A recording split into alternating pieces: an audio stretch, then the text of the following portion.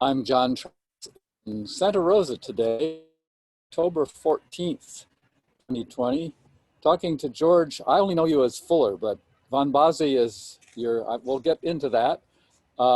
Right. You're in San Francisco and we're having a warm October day.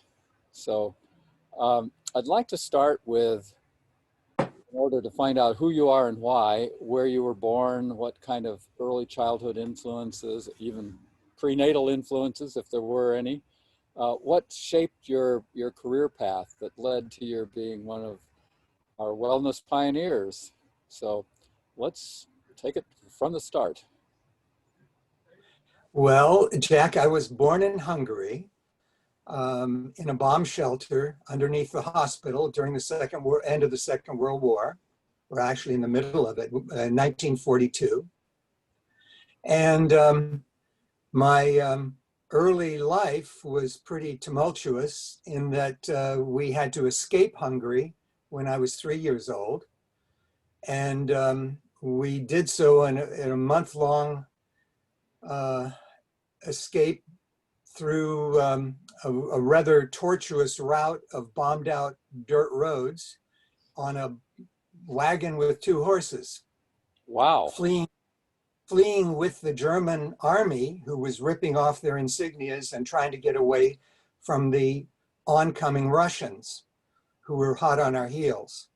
Oh. So we finally, after quite a number of adventures that I won't even go into now, including the horse getting its face ripped off by one of the German trucks that said, "Raus, raus, get off the road."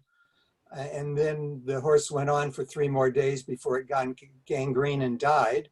Oh. And then the German soldiers ate it because they were ragtag at this point and fleeing. So it was a hell of an adventure to get out of Hungary and into Austria, where we ended up in the Russian sector of Vienna and had to then flee from that because it was more of the same. And we finally ended up in Linz, Austria, and ended up where they were putting displaced persons like us in the now emptied concentration camp of Mauthausen. When the American soldiers freed all the prisoners of the concentration camp who stumbled down the road sick and shattered, they had no place to put us, so they said, "Well, you can stay here." And I subsequently got whooping cough and diphtheria and almost died as a 3-year-old child. Wow. And the American soldiers made us watch the plowing of mass graves and dumping of bodies in lye, and pointing their finger and saying, see what you did?" As if we did anything to these poor concentration camp victims. But that was my beginning of my first 3 years of life. Wow. I think you've set a new record for adversity of all of my 100 interviews.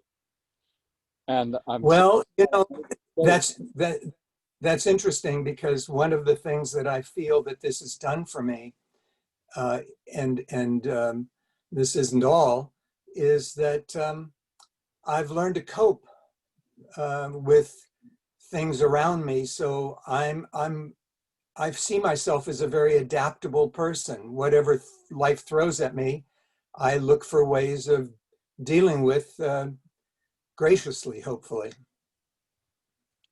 And I suspect that's been a major factor in your career as well. So now, did you have any siblings, and how did you get to the States? And let's pick it up from... So my mother and father in Linz, just outside of Mauthausen, outside the concentration camp, when we finally got settled in some garret apartment, the war was just too hard for them to survive in their marriage, and so they separated. My mother subsequently met an American captain, Air Force captain named Fuller. And so Captain Fuller and her she started a relationship at the USO clubs and other places. And the American military didn't allow war brides to come home with the soldiers. They said you had to wait a year, and if you're still in love, you can request that the bride come. So he very staunchly did that, waited a year. We came to the United States flying on a, you know those old Constellations, the Lockheed Constellations with the triple tails? Yep, Well, I that flew was one of those, 17 hours. that was my first airplane trip as a 5-year-old. Wow. So I'm 5-year-old. I'm on this plane, and I'm going around on the plane giving those little cone-shaped cups of water to people as I walk up and down the aisles. That was one of my first memories. Oh, wow. We arrived in New York and were taken to Ellis Island for processing. And the authorities there said to my mother, well, you've got a visa, but the kid doesn't, and he has to go back. Wow. So my mother says, over my dead body. And so they put us in cells. They said I had to go to the male cell, and she said, no, I'm going to keep him with me. And so I was in a cell for a week with 30 other detainees women in that cell until my to-be stepfather, Captain Fuller, who now was a major, was able to pull some strings with a senator from Washington State. And he basically said, let the kid in. Otherwise, I would have to go on quota and I would never get in for 20 years. Mm. And so we were released and got on a plane and went to effectively Walla Walla, Washington, where where Major Fuller lived. And they were married. This is July 4th in 1947. They were married the very same day. They had to open the courthouse because the parents of Major Fuller, who didn't want the two of them together without being married.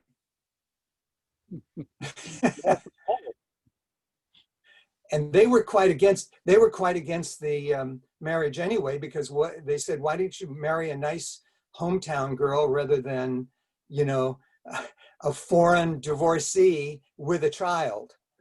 So he had an uphill battle, and I give him credit for, you know, seeing it through. So they were married, and he subsequently left the military after the war, but ended up missing that kind of life. So he re-enlisted, and I spent the next 12 years going to 18 different schools as we traveled around the country. Oh.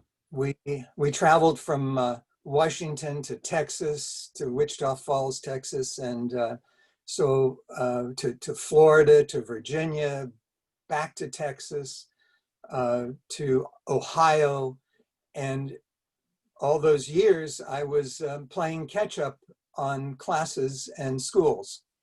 Making and breaking friends was sort of the task of the time. I really regretted having to pull up roots at each school and lose my friends, but I learned quickly to make new friends. Wow. What a story. So I ended up, to finish the story, I ended up in, when Dale Fuller got transferred to Okinawa, I ended up graduating from high school in Japan, in Okinawa, And when I finished high school, I came back for college to the hometown of Walla Walla, since I knew Whitman College was there, and it was a good liberal arts school. Subsequently, I felt like it was um, a kindergarten for intellectuals, because everybody was a high school president or 4.0, but they didn't care about the world around them. That was the middle of the Cuban Missile Crisis and so on, and they were still having toga parties at the fraternities and going to classes instead of picketing. So I left Whitman to go to a bigger school, Washington State University, where I graduated with a Master's of Science in pre-med. And that's sort of up through my undergraduate time. Wow. So then what from there? Well, I applied to medical schools, and but in my last year of last semester, actually, I really was more interested in psychology, and I thought, well, okay, I'll double major, and I actually triple major in chemistry, physics, and psychology, and ended up also applying to psychology graduate schools, because either I would become a psychiatrist or I would become a psychologist, and I wasn't sure, because I hated laboratory. I mean, I spent every afternoon in my last senior year in a smelly lab in chemistry or physics or whatever, and I found that wasn't really what I wanted. I wanted to deal with people. And Right choice too. I haven't gotten there yet. But psychology or psychiatry, at least where I experienced it in Boston, was not very exciting. yeah, it was a dilemma, and I think I may have made the right choice, but there, um, you end up as a psychologist. I ended up, even though I got into the medical schools and the 3 medical schools that I applied to and the 3 psychology schools programs, I ended up choosing UMass at Amherst. I got into Washington State University, where I finished my degree, but they said there, we'll give you a full scholarship, but frankly, you're better off to go to another school for your graduate training than stay in the same school where you did your undergraduate. And so I took that to heart and ended up going all the way across country from Washington State to Massachusetts to do my PhD in clinical psychology, but eventually ended up in medical psychology. So I kind of fused the two because my interest was still in medicine and physiology. And that sort of leads me to where, yeah. So you would have been there when I was at Tufts in downtown Boston. I got out to Western Massachusetts once for, was it Tanglewood out there? Yeah. Yeah. Tanglewood, great place. And my daughter went to Smith many years later, and her husband is a Amherst grad, but a big shock going from the west to the east. Yeah, it is. And it's interesting. That's what during graduate school, that's where I dated people from Smith and Mount Holyoke, and they were just starting Hampshire College. And so, well, anyway, I finished in 3 years. I swore that I would not leave the Amherst until I had my dissertation completely finished. And, I'm glad I did that. The day before I left, I had submitted my bound dissertation to the department and library, and took off to go to my postdoc training at Langley Porter Neuropsychiatric Institute in San Francisco. it was supposedly the best internship in the country at the time. I got into St. Elizabeth's and to Mount Zion too, but Langley Porter had the highest reputation. So I ended up at Langley Porter for that year after the PhD. Unfortunately, a lot of my fellow classmates didn't do their dissertation before they left, and they ended up spending 5 to 10 years after their, the professor of their committee moved or died, or they weren't interested anymore. So I'm really fortunate in that I got it done and out in 3 years rather than piddle around for the next 10 years trying to finish the dissertation. So anyway, the time at Langley Porter was, to say the least, very interesting because they were doing something brand new there. It's called brief therapy. and back in, what was that, 68, that was considered cutting edge because, as you know, when you would go have patients apply in a clinic for psychotherapy, sometimes it would take 6 sessions of assessment before you'd even accept the patient.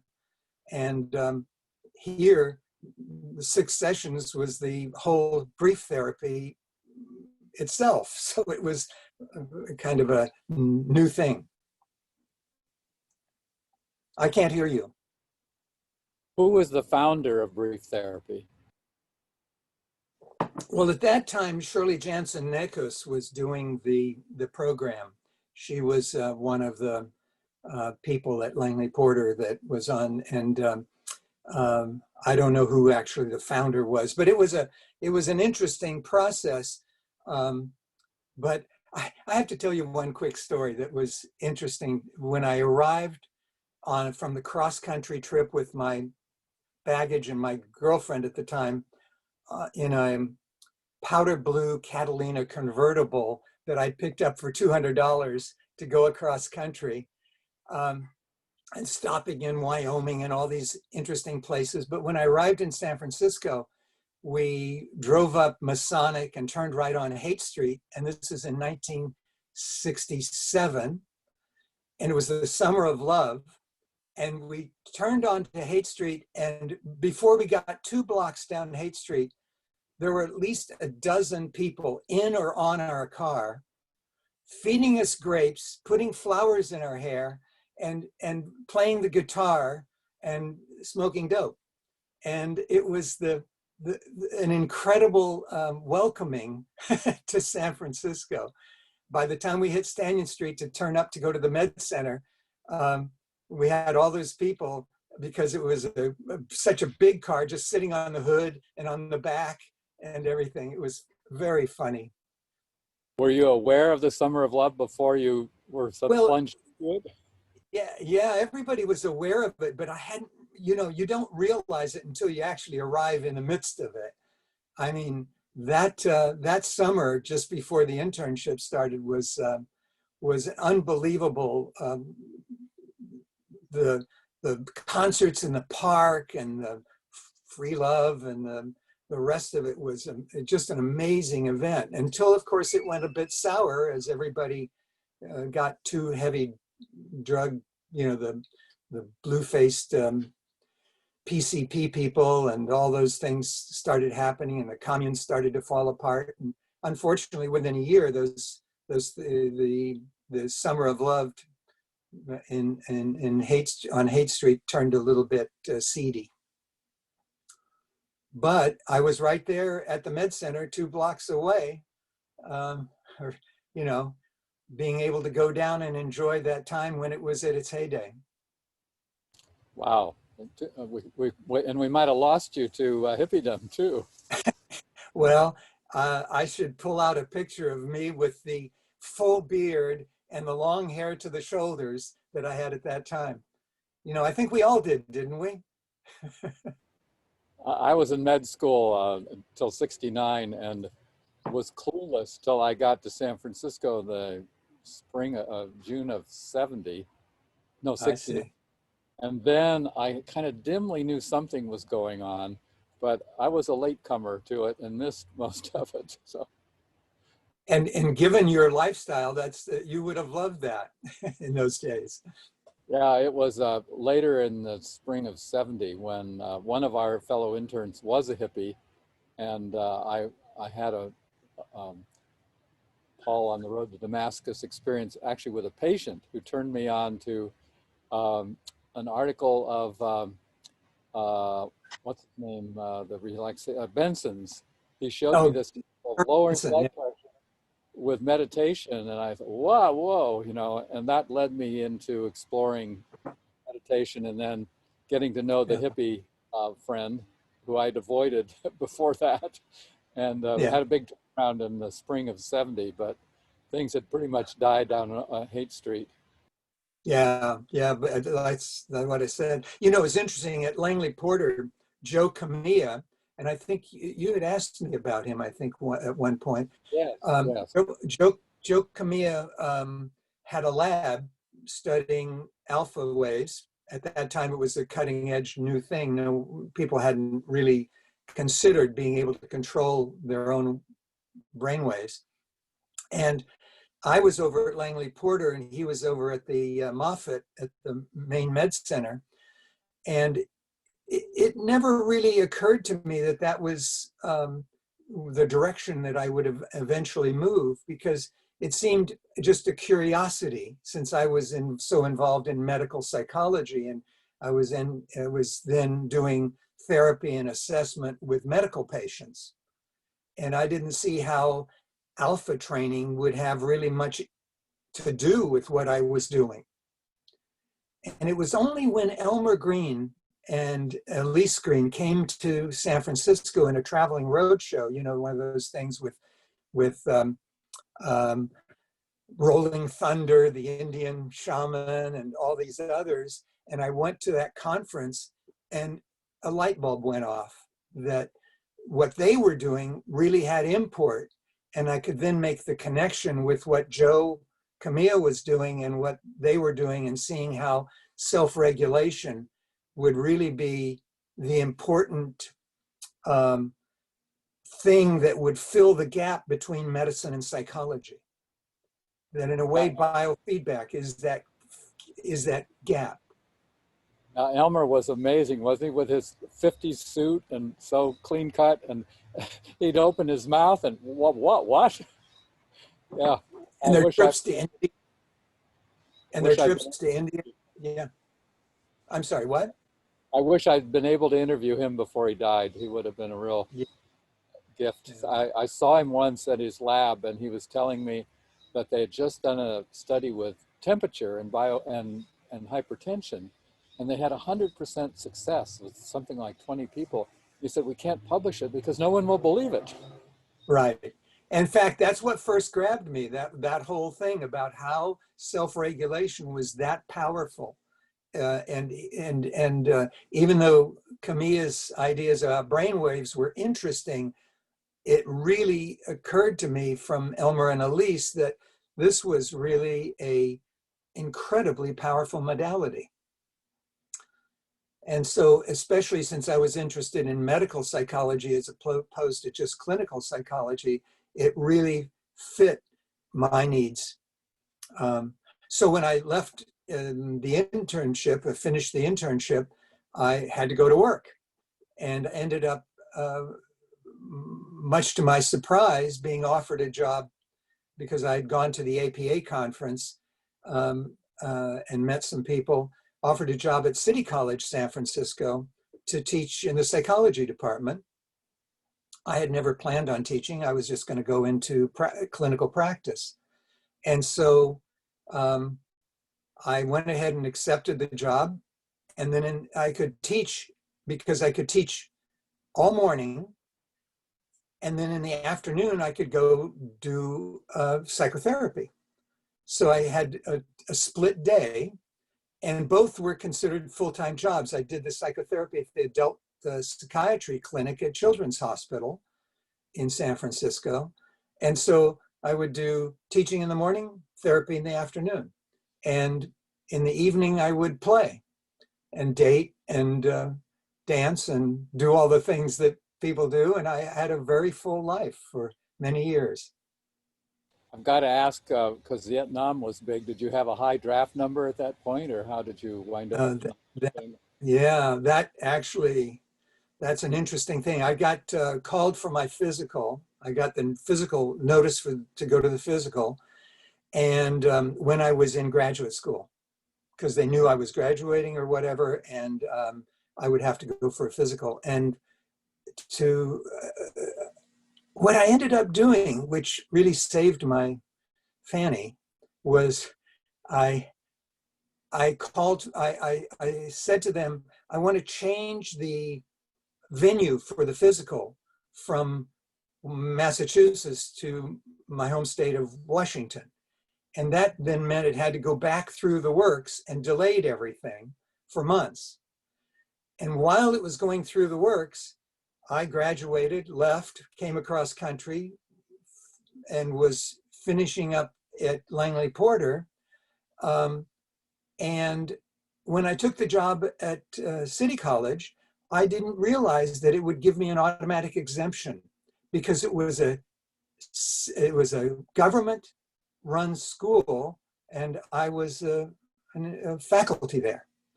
And somehow that gave an exemption because it was a government agency. You know, it was a city college. Had I taken any other job only, I would have been called for the draft. Well, So, your charmed lifestyle. you know, it's true. I felt really, in spite of my early beginnings and the things I went through, I really felt like I had a very good life. And so, anyway, I ended up teaching for 30 years at City College, ended up doing the practice. Yeah, again, I hadn't planned, and ended up writing 7 books, and ended up getting married and having 3 children. And in 73, I stayed at the psychiatry department, but I started to open I had done some real estate because I had more money because of those 2 jobs and having lived on 300 a month prior to that, and now having 2 jobs with a full income at that time, even though that wasn't as much money as, you know, we look at now, it was plenty more than I had ever lived on. So I looked around and did some real estate, said, hey, this is a smart thing to do. I knew nothing about business or real estate, and bought my first house. And every year after that, I would sell a house and buy a house and sort of build up a real estate portfolio just with a few $1,000s. So it was, it allowed me to end up buying the Biofeedback Institute building on Sacramento Street and starting a multidisciplinary institute back in 72. So that was how it started. Yeah, and I met you, I think I must have met you before I came over there. I knew about you. Was it at a biofeedback society meeting? Remember the one down in San Diego at that big old hotel. That was one of the ones Yeah, I went to. But yeah. for me, I think go ahead. I think we first met when you came to the Biofeedback Institute, just because of, I guess you were curious or something. You came to one of our staff meetings, and we used to have these incredibly powerful staff meetings where these ideas would just bounce off the walls. And I think you came to a couple of those. Oh, okay. Well, my journey into biofeedback was, I think it was Art Gladman uh, in his office over at the big hotel that I can't think of the name of in He was Oakland. over at Gladman Hospital, wasn't he? Yeah, he had an office though in the that big old hotel on the south side of Oh, Oakland. the Claremont. The The Claremont? Claremont, yeah, up behind the Claremont were office buildings, and he and Todd had an Right. office there. And Yeah. I think he started telling me about it, and somehow I picked up Barbara Brown's book. Oh, it was on the cover of Psychology Today was a review of her book. So I got the book, got interested in it. I was still in Baltimore, and bought a couple of autogenics machines because they looked nice in their walnut cases, and I thought they would go over better than weird looking metal cases, and tried to teach myself temperature and EEG without a lot of success. One of the guys at Autogenics helped me out, and he said, get somebody else to look at the meter and just give you positive feedback, because I was Right. too angry. And then we had this center. I was doing both temperature. We tried EEG, but it was just it took a whole session to get a good contact. And then Yeah. I got you, and I came over and did some training with you. And because I Right. struggled, I never could warm my feet. I did warm my hands. Um, Oh, good. and, what I was surprised is that you or whoever I was working with, it was a woman I spent most of my time with. I don't remember her name. DeLee Lance. DeLee Yes, yeah, Lance. uh-huh, it was her. He was, yeah. And she said that I was really good at theta, which shocked me. But That makes sense. That makes sense to me. Yeah. yeah, so that was how we connected, and off and on Yeah. for those 2 years. Then I went off to Costa Rica in 1980, and I thought I'd Yeah. retired from all that. So Mhm. now let's go through the growth and uh, success of your Biofeedback Institute and how it came together, and describe the multifaceted aspects of that. Well, I think it was when I was doing straight psychotherapy, it just didn't feel like enough for me. It was, first of all, it ended up being rather tedious and slow, and it didn't handle the medical problems that I was interested in. For example, in psychotherapy, someone with migraine headaches or even tension headaches seemed not to improve. No matter if you got to what you might consider the core of their deeper problems, they still had physical symptoms.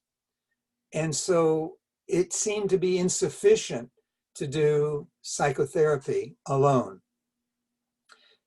And I started thinking that the biofeedback in conjunction with therapy would be a much more powerful effect to deal with both the internal dynamics and the um, physical symptoms.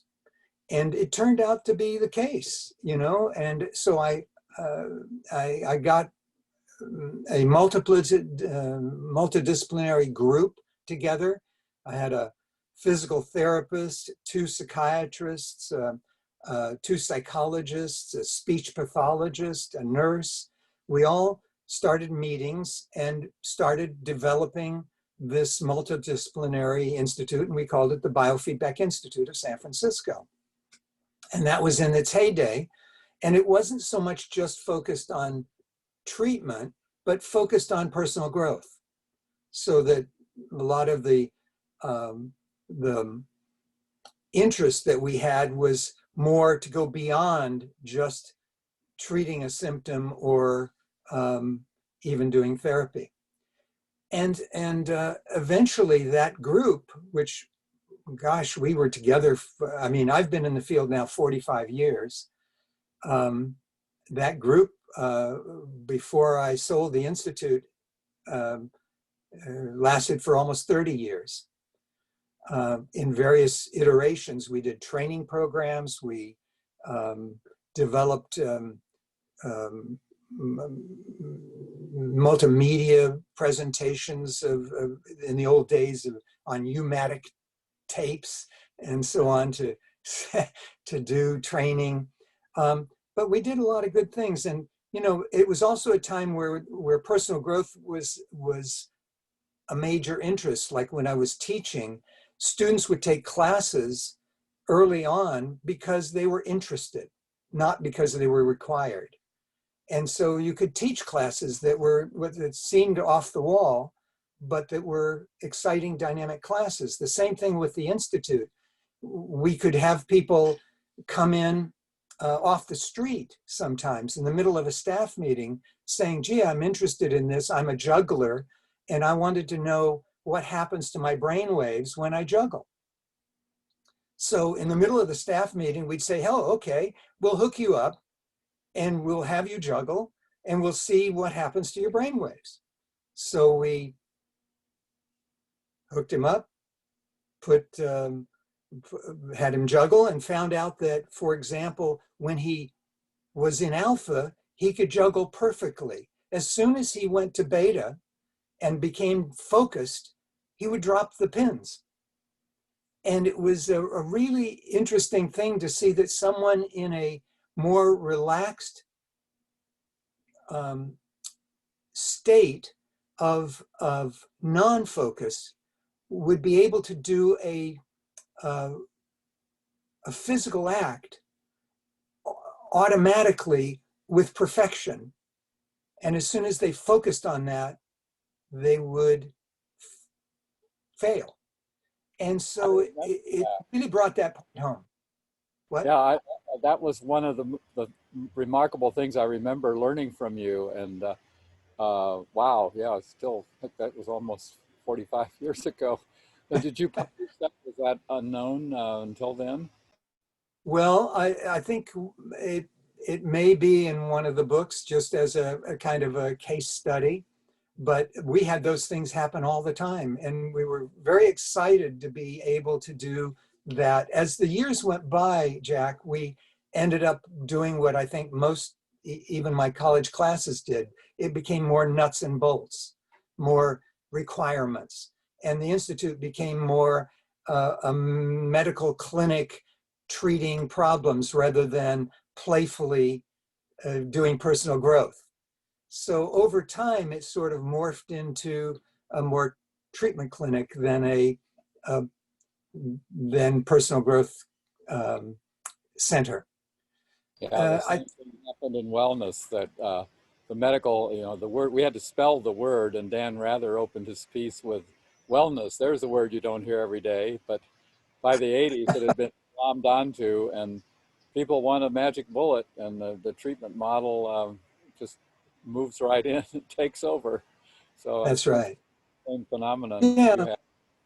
I think we're of the same mind on this. It is too bad that we've lost that sort of playfulness and personal growth aspect. But that's the way things move, and so you have to go with it. As I said, my key to my life was adaptation and being able to flow with it. So anyway, my current interest at this point, I sold the building over 10 years ago now, 15 years ago maybe, and went into Bill Barton's office over by St. Mary's Hospital.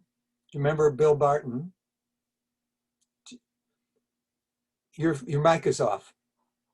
No, I don't know him, and I also just discovered my battery's low. I'm going to have to pause it and grab Jerry's charger, or we'll lose you. So Okay. hang on a second while I Okay. then. So Okay. So Bill Barton, well, there, now it's on, but your voice is off. Bill Barton, I You're, didn't get to meet him, so let's. okay. Well, anyway, I rented for him for several years, and then he retired. They tore down his office building, and I moved to 1 Market Street in San Francisco on the 36th floor. So I got a very nice office through Regis at much less than I was paying before. And I could take the ferry from my house in Tiburon. I live in Tiburon, Belvedere. And I take the ferry in the morning, go to the ferry building, walk across the street, and go up to the 36th floor, and I'm at my office. So it started to be a very good life for someone who should be retired. but still wants to do the biofeedback work. And then I subsequently recently opened an office in Sausalito through the same Regis organization. And so I was doing 1 day a week in San Francisco and 1 day a week in Sausalito, and the other days I would do other things. So that's where I am now.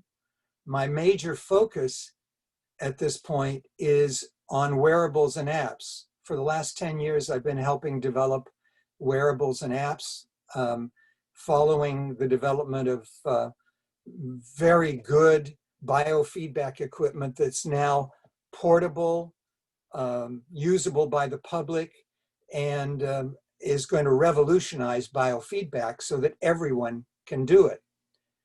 For example, here's a ring. This ring is from Finland, and it has in it, I don't know if you can see that, sensors, and it not only does sleep analysis, it does heart rate variability, heart rate, of course, all the normal tracking, it does temperature. It's even being used to kind of predict COVID by seeing if there's increases in temperature. So a UCSF study is using this ring.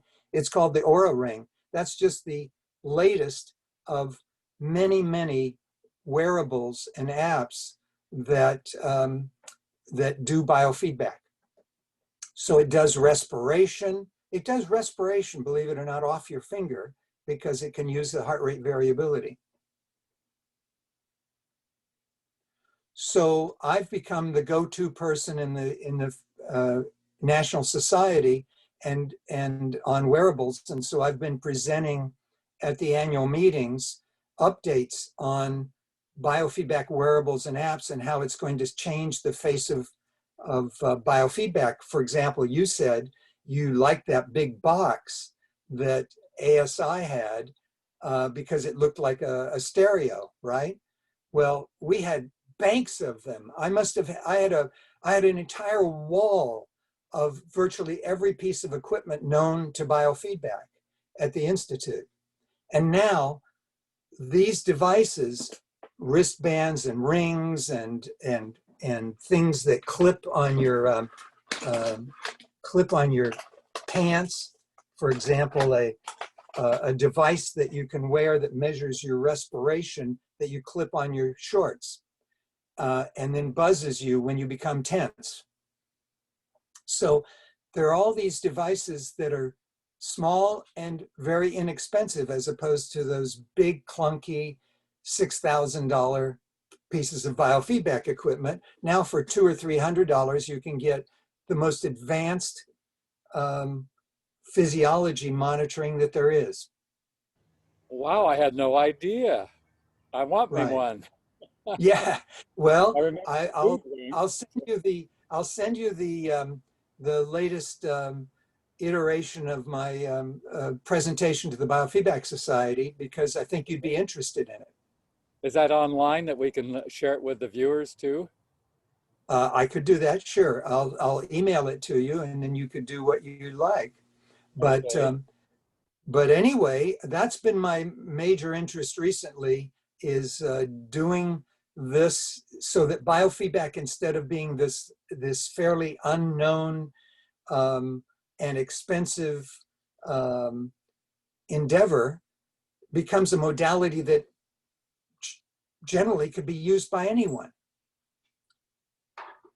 So it's a mood rings on steroids. Yeah, that's right. That's right. It's certainly jumped a long way. Well, just like the phone has replaced, computers, basically. These devices are going to replace all those standalone instruments and all those interfaces with computers. I mean, basically, computers are dying, and what's left is phones and iPads. Well, I'm a 10-finger typist, so I continue to hang on to my laptop. Well, anyway, that's my interest now, and I think, and I do want to emphasize how important it is for the general public to learn self-regulation skills. I mean, over the years that I've been doing the practice myself, I've done a lot of things with my own self-regulation. For example, Jack, you might be interested to know that I can get my heart rate down to 36 and keep it at 36 when I'm at rest. So my resting heart rate can get even down to 32. Wow. And yeah.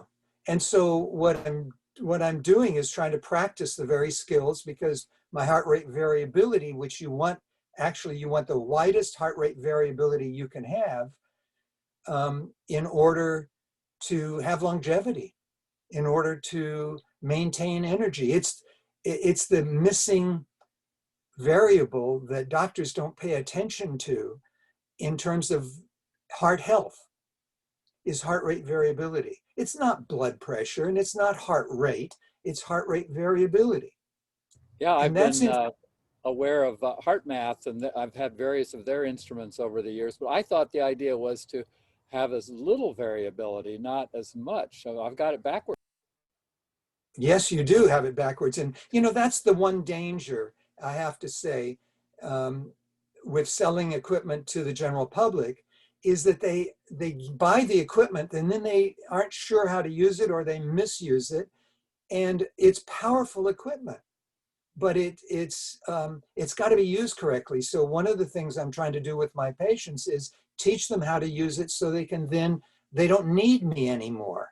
They don't need to come in for office visits. They can do it on their own. And just as you said, HeartMath has great equipment, but it's got to be used correctly. And you want wide variability. When I run up the stairs, I want my heart rate to get to 120, 130. But when I'm at rest, I don't want it to be at 70 or 80. I want it to be down like an athlete in the 40s and 50s, or better yet, what I've done now is get it down into the 30s. I thought the variability was a delta of the actual heart rate, and it was something you don't see, or you don't measure it in terms of beats per minute. Am I confused? Yes, revisit that whole thing and realize that your goal is to increase heart rate variability, and you can do that through proper breathing. I mean, I've even had patients who teach what they call abdominal breathing in their yoga classes, only to find out that they never themselves breathe correctly. Because when they're hooked up, they can see that they're actually misbreathing. And so, we really need to be better trained in how to do these skills, because they're incredible for our health. Wow, you're still right there on the cutting edge, George. So Well, I try to, yeah. And let's uh, so, yeah. let's pick up with your personal life, as that's intertwined here. You got married, you had 3 kids. Then what?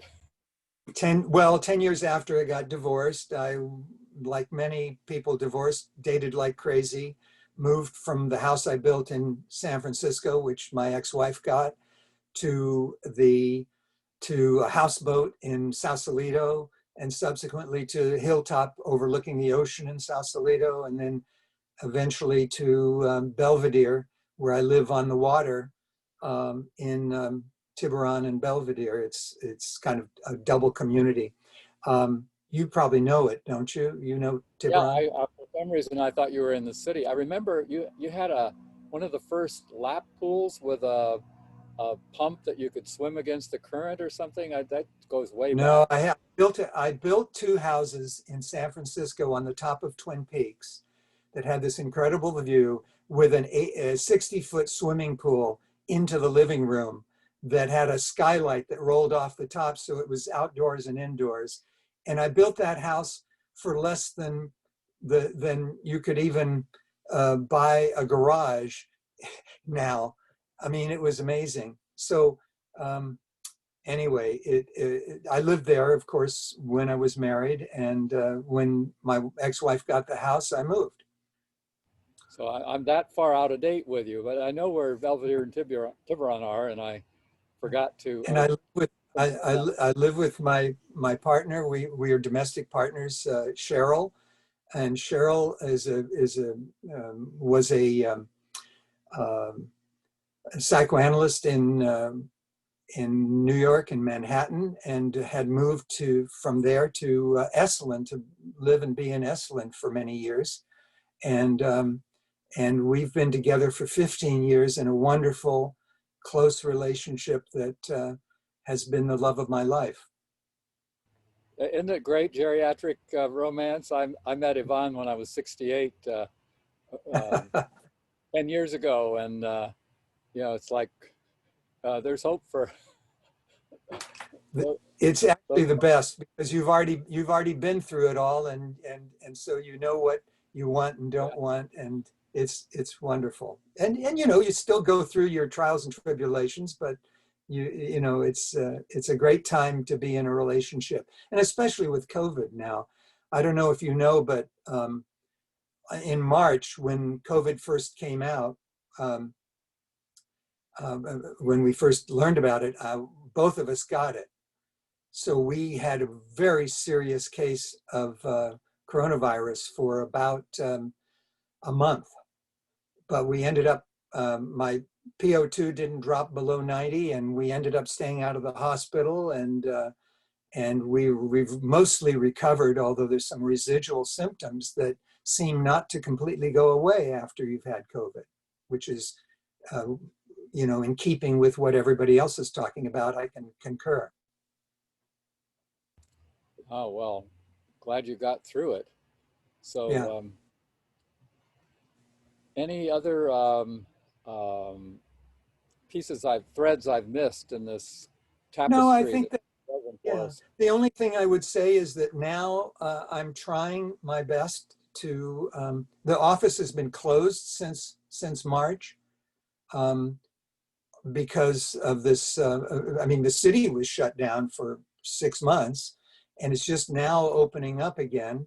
So I may try to open my office at the end of this month again. I've been doing a little bit of telehealth, but not very much. The problem with telehealth and biofeedbacks, it's hard to do without the patient having equipment. And so I'm trying to develop techniques or ways of being able to do online treatment and for general stress management. So I've been doing a little bit of that, and I'm going to try to develop more of that. So that's kind of where I am now, Jack. That brings me right up to date. And what do you envision for the future of your career? And do you plan to keep going until you drop? Yes, I do. Actually, it keeps me alive. I mean, Cheryl often says when I come back from the office, from the city, and I come home on the ferry, and I'm here, and she says, you just feel so enlivened. Having seen patients, I see like 10 patients in a day. And it's very exhilarating because the work I do is so exciting and so creative, because I see problems that require, sort of creative problem solving to see how can I really help this person with these physiologic devices, help get past their physical symptoms and emotional symptoms. Oh, one last personal question. Where did the von Bozzay come from? Is that your birth name Yeah, or? that is my birth name. What I neglected to mention to you in the story of the escape from Hungary, after being refugees and so on, is that I didn't see my father for the next 30 years, my real father. Mm. And I finally, on a trip to Europe, was enticed to look him up or find him. And I couldn't find him anywhere in the original town that I saw him last, in Linz, Austria. But I went to the train station that had old phone books, and I found his name in an old phone book and an address, and went to that address, and lo and behold, he was still there. And so we had a very intense reunion after 30 years. And I then took back, because my stepfather, Fuller, adopted me when he married my mother. I went by George Fuller for all my life until I re-met my father and then took back my birth name. And but when people would call the Institute and the secretary would answer and they would say Dr. Fuller and or Dr. von Bozzay, I put the two together and said Fuller von Bozzay.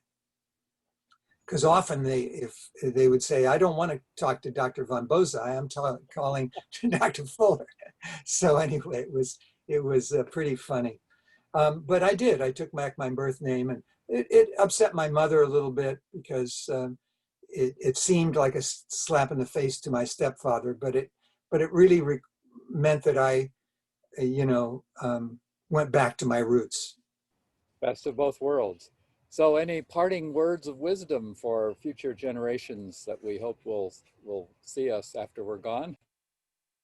Well, I think I've put my whole life basically into a search of how to self-regulate, how to develop skills to control your mind and body or to regulate them. And I think that it's not only possible, it's clearly doable. And people should be open-minded enough to realize that if they learn early, I once had a project that I wanted to do for the schools where we would have, teachers teach self-regulation skills to preschoolers and elementary school kids so that by the time they're out of school, they actually knew how to control their heart rate and blood pressure and so on, and later on wouldn't have to take these drugs that actually have as many bad side effects as they have helpful effects. So I think the wisdom that I would try to share is learn and teach self-regulation skills because it's a way to health. I mean, when I go for my annual physical, the nurse always says, what drugs are you on? Or what's your medications as a 78-year-old? And when I say 3 times in a row, none, because she says, oh, no, tell me what you're taking. I have normal blood pressure, I have normal heart rate. In other words, I think we can stay away from those harmful drugs if we learn skills. Yeah, I encounter the same thing, though I now have to use an eye drop for glaucoma in one eye, but Oh, they're shocked. They can't believe that I'm not on drugs. And Big Pharma is well, going to target you, George. You got to keep a low profile. that's right. That's right. No, I see. So my parting words is stay healthy, my friend. Use your skill. No better words. And you've got the tools and the know-how to do it. Thank you, George. This has been wonderful. Okay, it I'm going to has. end the And recording. if it's possible, send me a link to the recording if it's possible. So I'd love to see it. Oh, certainly, yeah. I'm going to end the recording now, and